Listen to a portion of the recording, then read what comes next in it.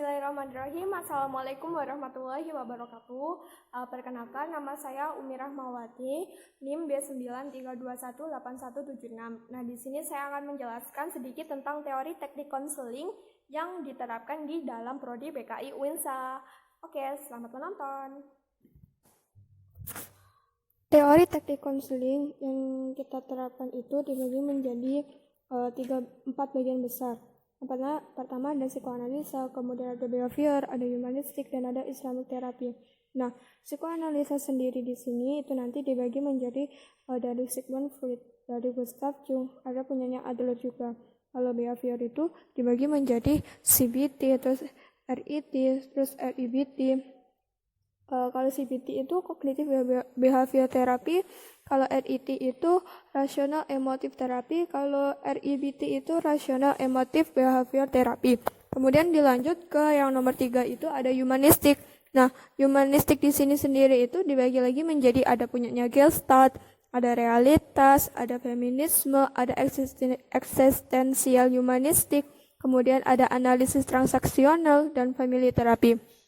Kalau Islamic therapy ini banyak contohnya kayak wudhu, sholat, zikir. Tapi nanti yang saya akan bahas itu wudhu dan sholat. Ya, kita masuk pembahasan yang pertama yaitu adalah psikoanalisis. Nah, jadi yang pertama itu psikoanalisis yang sangat terkenal yaitu dari Sigmund Freud, di mana kita di sini diajarkan untuk mengenal 3 bagian alam bawah sadar dari manusia yaitu id, ego, dan superego. Nah, di sini salah satu bentuk tekniknya itu ada asosiasi bebas, di mana si konseli itu dapat melepaskan emosi yang berkaitan dengan situasi traumatis pada masa lalu dengan mudahnya gitu loh. Atau disebut katarsis atau melepaskan kondisi yang menekan. Jadi bisa jadi kita punya klien yang ternyata dia tuh tertekan dengan keadaan masa lalunya yang tidak pernah diungkapkan. Itu juga perlu diungkap itu. Kemudian ada yang kedua ada punyanya Gustav Jung. Kalau Gustav Jung di sini agak berbeda sama si gurunya Sigmund Freud itu, bahwa dia tidak terlalu yakin bahwa manusia itu seutuhnya dari alam bawah sadar. Nah, tapi dia juga percaya ada alam bawah sadar, juga ada alam sadar. Nah, tapi dia di sini bisa menjelaskan salah satunya itu bahwa manusia itu memiliki persona atau topeng. Jadi sebenarnya yang ditujukan manusia ketika berinteraksi secara sosial itu hanyalah topengnya, bukan aslinya. Terus tekniknya kita pakai role play. Nah, role play di sini itu berarti kita bertukar peran, di mana bisa jadi si konseli merasakan si klien atau si klien bertukar peran dengan si konseli. Katakanlah kayak ceritanya tadi itu, si konseli ini dia tuh punya bekas luka masa lalu, traumatis masa lalu karena akibat seringnya melihat orang tuanya bertengkar, akhirnya dia menjadi takut, kemudian dia menjadi pendiam, kemudian untuk bisa mengungkapkan rasa ini, maka bagaimana kalau kita melakukan role play saja kayak gitu untuk mengungkap rasa-rasa yang terpendam itu yang tidak bisa tersampaikan. Kemudian yang ketiga punyanya Adler. Nah, kalau punyanya Adler ini dia percaya bahwa manusia itu memiliki superior dan inferior. Jadi dia memiliki batas rendah, batas rendah itu bahasa saya, batas rendah dan batas atas. Superior itu batas atas, inferior itu batas bawah. Bisa jadi dia menjadi sangat minder atau bisa jadi dia sangat percaya diri. Nah, gimana orang ini biar tidak tergantung kepada hal-hal yang seperti itu? Kan kesannya juga nggak baik kan kayak gitu. Terus jadi kita menggunakan teknik komparatif. Teknik komparatif di sini konselor untuk mencoba si konseli. Jadi ketika si konseli berada di step atau di tangga inferior, bagaimana kita caranya menguatkan si klien ini atau si konseli ini untuk bisa menaikkan inferiornya itu menjadi standar di superior. Nah, begitu pula sebaliknya ketika dia berada di puncaknya superior, bagaimana kalau kita adakan komparatif, gimana cara dia bisa menurunkan gitu biar tidak ada menjadi masalah. Poin kedua yaitu behavior. Nah, behavior yang pertama itu yang paling terkenal itu adalah CBT, yaitu cognitive behavior therapy. Jadi di sini mereka percaya bahwa semua yang berasal dari manusia itu berdasarkan pemikiran mereka dan behavior itu perilaku mereka. Kayak gitu. Nah, di sini kita menggunakan teknik yang namanya disentasi sistematis. Nah, disentasi sistematis ini artinya digantikannya respon-respon ketakutan, kecemasan, kekhawatiran dengan respon-respon yang mengagumkan, terus habis itu yang menarik, memberikan relaksasi secara berulang-ulang. Contoh, suatu ketika itu kamu memiliki rasa takut karena kamu memiliki rasa trauma akibat seringnya orang tuamu bertengkar, sehingga ada rasa takut ketika kamu melihat seseorang bertengkar atau barang jatuh. Rasa takut itu muncul. Kemudian maka kita gantikan rasa takut itu dengan sesuatu yang bisa merelaksasikan kamu. Contoh dengan suara air atau dengan apa atau dengan pelukan seperti itu. Dan itu dilakukan bukan 1 kali 2 kali, karena jika 1 kali 2 kali mungkin masih kalah dengan suara yang terngiang-ngiang di kepala, maka itu harus dilakukan secara berulang-ulang. Kemudian setelah ada CBT, adiknya itu lagi ada namanya RET atau Rational Emotive Therapy. Nah, Rational Emotive Therapy di sini mereka percaya bahwa manusia itu memiliki pikiran sangat rasional sekali. Sangat rasional sekali, bahwa ada kaitannya erat dengan pemikiran serta emosi. Jadi pemikiran itu bisa muncul karena adanya emosi itu bisa muncul juga karena adanya pikiran manusia itu sendiri. Kemudian di sini kita menggunakan teknik asertif. Nah, teknik asertif di sini salah satunya itu bagaimana kita caranya bisa mengatakan tidak kepada seseorang atau kepada apapun lah itu, katakanlah gitu. Nah, jadi asertif ini tuh bisa mengekspresikan ekspresi kita. Nggak harus dong kita diajak, ayo ke sini, enggak, gitu. Semuanya kita selalu mengikuti omongannya orang, selalu mengiyakan omongannya orang, padahal sebenarnya kita punya tanggung jawab sendiri dan tidak berani menolak, itu pun juga masalah kayak gitu. Cocok nih asertif gitu. Kemudian setelah ada RET, dikembangkanlah lagi lah sama si nenek moyang kita Pak Ellis ini menjadi REBT atau Rational Emotive Behavior Therapy.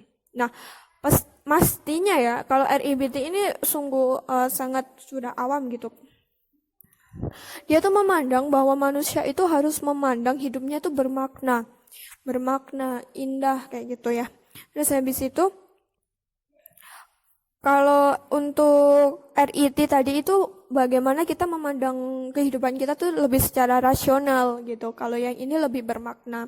Sehingga di sini ada kolaborasi antara emotif behavior sama emotif, rasional, dan behavior itu sendiri. Artinya ada kerasionalan, ada kemudian behaviornya sendiri atau tindakan, kemudian ada emosinya sendiri. Nah, taktik yang kita gunakan apa? Kita gunakan reinforcement. Nah, reinforcement ini artinya penguatan. Penguatan itu bisa ada positif, ada bisa negatif juga. Tergantung dari konteksnya yang akan dipakai. Contoh nih, kita ingin merubah kita punya inti masalah terus kita ingin sedikit memodifikasi inti masalah itu agar sesuai dengan kaedahnya gitu. Contohnya dia terlalu sering merokok. Nah, kita berikanlah dia reinforcement positif atau negatif, katakanlah gitu. Nah, katanya reinforcement positif atau negatif itu bukan selalu berkaitan dengan penguatan-penguatan seperti materi. Kalau nanti ke materi kan lebih ngarahnya ke token ekonomi ya. Jadi reinforcement positif dan negatif ini bisa jadi seperti ucapan, perkataan, senyuman, gestur, postur kayak gitu. Lanjut ke humanistik. Nah, di humanistik yang pertama ada Gestalt. Gestalt selalu memandang manusia secara utuh, tidak boleh terpecah-pecah. Jadi harus ditarik secara utuh gitu. Nah, di sini kita menggunakan teknik pemainan dialog. Nah, pemainan dialog ini yang terkenal itu top dog and underdog gitu. Jadi top dog dan underdog itu gimana kamu jika di posisi yang gini, contoh masalah kamu merasa dihakimi sehingga kamu menjadi orang yang di underdognya, sedangkan yang menghakimi itu ada di top dognya. Nah, sekarang kita akan coba menterapi si konseli kita dengan metode top dog dan underdog ini. Gimana sih kalau kamu yang aku bully, kemudian aku yang membuli, terus bagaimana sebaliknya jika aku yang dibully, kamu yang membuli? Itu namanya top dog underdog. Nah, itu nanti ujung-ujungnya pasti untuk menarik sebuah cara bagaimana si antara si pembuli dan si yang dibully ini bisa sembuh dari penyakitnya masing-masing. Kemudian yang kedua ada realitas. Nah, realitas di sini sendiri itu berbeda dengan rasional emotif terapi yang behavior itu tadi ya. Kalau di sini kita memandang bahwa kehidupan kita tuh harus realistis. Nah, kalau yang tadi tuh rasional sama irasional yang di RIBT, CBT itu sama RIT. Tapi kalau di sini kita memandang kehidupan kita tuh kita harus realitas, kita harus to the now. Maksudnya apapun yang terjadi sekarang yaitu realitas kita. Kita harus bangun, nggak harus ke belakang, nggak harus muluk-muluk ke depan, tapi kita fokus ke apa yang kita kerjakan sekarang. Kemudian tekniknya ada yang namanya WDEP atau What Doing Evaluation and Planning. Jadi di sini kita sebagai konselor menanyakan kepada konselor kita, apa sih yang kamu mau? Kemudian apa yang akan kamu lakukan untuk kemauan itu? Kemudian kita melakukan evaluasi yang telah kamu lakukan. Tentunya ketika kita melakukan evaluasi, kita tidak boleh menjudgment. Kamu loh lakukan ini itu salah gitu. Nah, tujuan konselor itu kan bukan untuk menjudgment atau mendikte seseorang untuk menjadi apa yang kita inginkan kan, tapi kita membimbing dia, untuk mengarahkan dia untuk menjadi manusia yang lebih baik lah, gitu. Untuk menjadi manusia yang lebih utuh. Jadi di situ kita mengikuti alur si konselor ini tadi, kemudian kita setelah melakukan evaluasi, nah kan teknik yang kamu lakukan ini kan hasilnya segini. Gimana nih kalau kita tingkatkan, terus dengan cara kita membuat planning lagi ke depannya, sanggup nggak gitu berdasarkan kesepakatan bersama lagi ya. Kayak gitu. Kemudian yang ketiga ada namanya feminisme. Feminisme ini identik dengan perempuan. Oke, benar sekali. Feminisme identik sama perempuan. Nah, teknik yang digunakan apa nih? Saya di sini mengambil contoh pemberdayaan. Kenapa? Karena bagi saya pemberdayaan itu suatu hal yang sangat unik dan pasti semua aspek itu bisa kena. Kayak gitu. Gini, pemberdayaan di sini adalah konselor membantu si konseli menjadi pribadi yang lebih mandiri, produktif, lebih rasional, ya pokoknya lebih bisa menjadi manusia yang seutuhnya lagi kayak gitu. Kadang kan orang merasa bahwa dia itu kurang produktif, kemudian dia merasa bahwa dirinya tuh harus nggak dicintai orang. Coba kita putar balik, gimana caranya kita bisa memberdayakan dia lebih produktif, bahkan dia bisa menjadi manusia yang lebih bermanfaat lagi, kayak gitu. Kemudian ada yang keempat, esensial humanistik. Esensial humanistik di sini bagaimana kita memandang manusia itu memahami diri kita sendiri, memahami diri kita dengan lingkungannya dengan baik, mengambil keputusan, mengarahkan diri dan mewujudkan diri dengan jadi lebih baik berdasarkan diri kita sendiri tanpa judgement dari orang lain, kayak gitu. Jadi di sini teknik yang digunakan adalah penerimaan, rasa hormat, memahami, terus menenteramkan kayak gitu.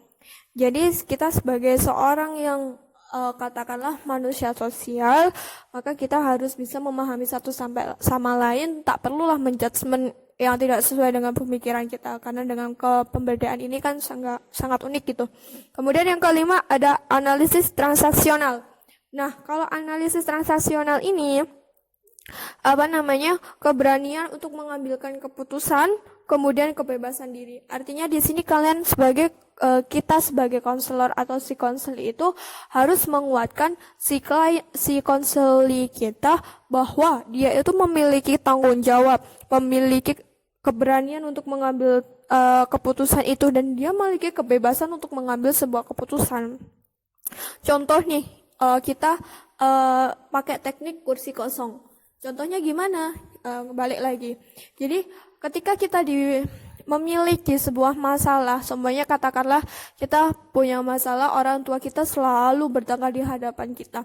Kita di sini memiliki kebebasan dan memiliki keputusan. Oke lah, putuskanlah. Kalian tetap akan berada di dalam kerumunan-kerumunan yang membuat kalian tertekan ini, atau keluar di sana dan membuat karya, atau keluar dari sini malah membuat kegaduhan.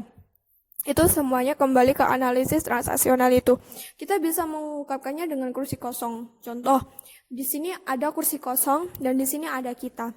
Bagaimana kalau kita mengibaratkan mengibaratkan masalah kita itu, kita luapkan kepada masalah kita semuanya itu berdasarkan kursi kosong itu.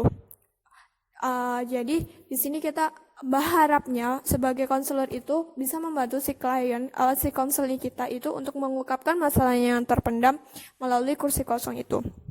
Nah, selanjutnya ada family therapy. Nah, family therapy ini bagi saya itu sangat sangat vital. Karena apa? Ketika kita melakukan sebuah terapi apapun itu, kalau jika tidak dikembalikan ke keluarganya dan keluarganya tidak support, ya kita akan kewalahan sendiri gitu. Sedangkan kita dengan si konseling sendiri itu pertemuannya terbatas. Jadi untuk mendukung perkembangannya sangat pesat, cepat kayak gitu, kita maka membutuhkan bantuan membutuhkan orang rumah untuk mengerjakan homework. Kemudian ada juga sebagai penguatan dari orang rumah itu untuk dia itu bisa menerima dirinya untuk lebih mandiri dan produktif itu seperti apa. Nah, teknik yang bisa digunakan yaitu mengenal pola mengenal pola genogram atau berupa gambar dari silsilah keluarga. Nah, jadi ketika kita mengetahui silsilah keluarga kita, kemudian mungkin semuanya katakanlah di keluarga itu ada satu yang mengalami stres, mungkin kita bisa bercerita, oh nenek kamu tuh kalau stres kayak gini, kalau kalian kayak gini. Nah, mungkin dari situ nanti kita bisa bantu ambil kesimpulan bagaimana dia tidak bisa biar tidak mengulangi kesalahan yang ada di sebelumnya kayak gitu. Kemudian yang terakhir, yang poin 4 adalah terapi Islam. Nah, di sini saya akan mengambil contoh untuk wudhu dan sholat. Saya yakin bahwa terapi Islam ini nggak kalah kerennya gitu loh dari terapi konvensional ini. Karena apa? Kita di sini berhubungan dengan pencipta kita langsung, berhubungan dengan Tuhan kita langsung. Dan di sini disandarkan kepada Tuhan kita, bukan kepada manusia yang akan nantinya membuat kita kecewa. Dan kerennya di sini bagi saya Islam terapi itu bisa meminimalisir kecanduan kepada si konselornya itu, karena kita di sini membantu si konseling untuk sadar bahwa sandaran yang sesungguhnya itu hanya untuk Tuhan kita, untuk Allah kayak gitu. Nah, jadi di sini ada sholat sama wudhu. Ketika kita memiliki masalah, pasti hati kita itu tidak tenang, pasti ada sesuatu yang sangat mengganjal yang tidak enak. Maka di situ kita membutuhkan tempat yang tenang, menenangkan, dan teduh. Nah, jadi ketika kita mengambil air wudhu, maka sel-sel yang ada di dalam tubuh kita ini, ketika kita terapikan dengan air kayak gitu, itu rasanya tuh Masya Allah keren. Keren, kemudian itu bisa membangunkan sel-sel yang mati. Mungkin kemudian ketika kita marah, sel-sel kita panas, mengumpul, bekerja keras, kita basuh dengan air, itu dia akan tenang. Kemudian kita setelah wudhu, kita berdoa kepada Allah, kemudian kita masuk ke dalam sebuah ruangan untuk sholat 2 rakaat. Nah, ketika kita melakukan terapi sholat, perlu digarisbawahi lagi bahwa di sini tuh kamu nggak hanya sholat, tapi kamu di sini sholat, gerakan sholat, tapi di dalam hatinya itu kamu pasrahkan semua masalahmu yang ada. Kamu pasrahkan semua perasaan yang ada itu. Kamu sandarkan semuanya, kamu curhatkan di sana. Karena ketika secara yang saya tahu, ketika seseorang itu tidak mampu menguapkan kata-kata atau berkata-kata di depan seseorang, maka ketika dia bersandar kepada Tuhannya, menangis di sujudnya, mengaku dihina di hadapan Tuhannya, itu sangat nikmat. Nikmat sekali. Dan itu hati langsung tenang dan itu tidak ada penggantinya. Dan itulah kehebatan terapi Islam bagi saya. Ketika seseorang mendekati dengan terapi Islam, maka dia akan memiliki dua kemenangan. Yang pertama, dia akan memiliki kemenangan hatinya sendiri, itu sebuah ketenangan. Kemudian dia memiliki kemenangan semakin dekat dengan Tuhannya. Kemudian dia akan kembali ke fitrahnya. Dan kemungkinan ketika orang melakukan terapi Islam dengan baik dan benar, dimaknai secara benar, maka dia akan menjadi manusia yang lebih baik, bahkan akan menjadi manusia yang lebih solutif. Oke, terima kasih. Itu saja mungkin dapat saya sampaikan. Sekian. Wassalamualaikum warahmatullahi wabarakatuh.